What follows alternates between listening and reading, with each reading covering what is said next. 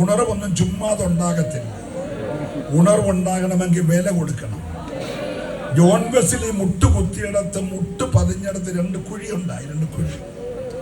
ഇവര് തിരക്കി ചെന്നപ്പോൾ ഈ ഇല്ലാത്തയാള് ഈ 2 കുഴിക്കകത്ത് മുട്ടുകുത്തിയിട്ട് കയ്യും മലർത്തിയിരിക്കുകയാണ്. കർത്താവേ, കഴിഞ്ഞ നൂറ്റാണ്ടിൽ ജോൺ വെസ്ലിയെ ഉപയോഗിച്ച ദൈവം എന്നെ ഉപയോഗിക്കണം, എന്നെ ഉപയോഗിക്കണം. ഇത് കരയുക, വാവിട്ട് കരയുക. ഇവര് ചെന്നതും വിളിക്കുന്നൊന്നും പുള്ളി അറിയുന്നില്ല. നിർബന്ധിച്ച് വണ്ടിക്ക് പോകണം, അടുത്ത സ്ഥലങ്ങൾ അവർക്ക് പോകണമല്ലോ. വിളിച്ചു കൊണ്ടു. അദ്ദേഹമാണ് ബില്ലി ഗ്രഹാം. കേട്ടോ, ഈ നൂറ്റാണ്ടില് ഏറ്റവും അധികം ആളുകളെ രക്ഷയിലേക്ക് നടത്തിയത് ആ മനുഷ്യന്.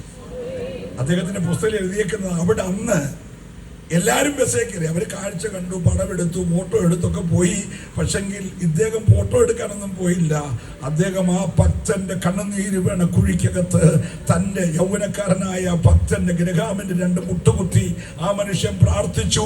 അദ്ദേഹത്തെ ഈ നൂറ്റാണ്ടി ദൈവം ശക്തമായിട്ട് ഉപയോഗിച്ചെങ്കിൽ ഇന്ന് രാത്രിത്തെ മുറ്റത്ത് കൺവെൻഷനിൽ ചില ഗ്രഹാം എഴുന്നേറ്റ് വരണം. എത്ര പേര് വിശ്വസിക്കുന്നുണ്ട്? ചില ജോൺ വെസ്ലി എഴുന്നേറ്റ് വരണം.